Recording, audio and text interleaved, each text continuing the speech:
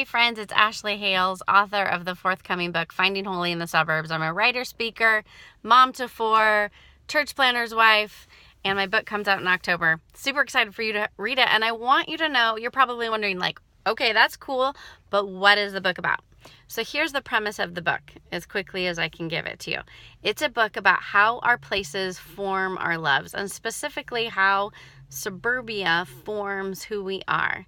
And it invites my reader into both seeing kind of the idols of the suburbs and gives us faithful practices to live right here.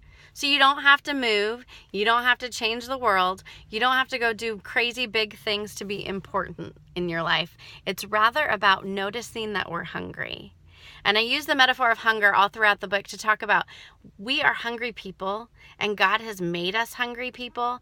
And when we choose to meet our hungers with the hungers of our place, we will never be satisfied. But as we find our hungers satisfied in God and the life that He has laid out for us, then we will be satisfied.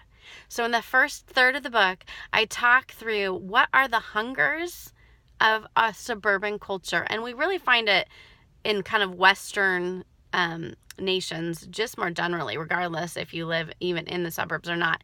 And those I describe as consumerism, individualism, busyness, and safety.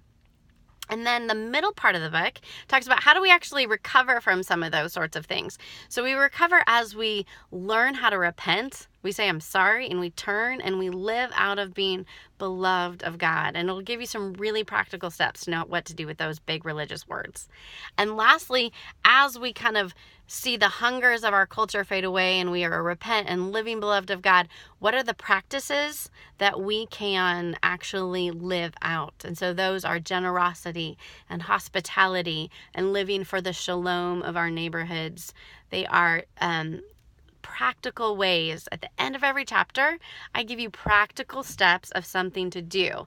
Because as much as I love a beautiful sentence, I realize we have to actually embody and practice and move forward with these ideas or we're never going to be transformed. And so you can expect Finding Holy in the Suburbs to be rich, to have really combine beautiful storytelling and some really rich, practical, biblical discussion, and give you something to do without giving it all in a guilty sort of way. So anyway, and then the very end of the book just points us to our heavenly home where all our hungers will ultimately be filled in heaven. So it was such a fun time to write this book. It was hard. I got angsty, but it was a beautiful testament to finding holy in the suburbs. So that's a bit about the book, and I can't wait for you to read it.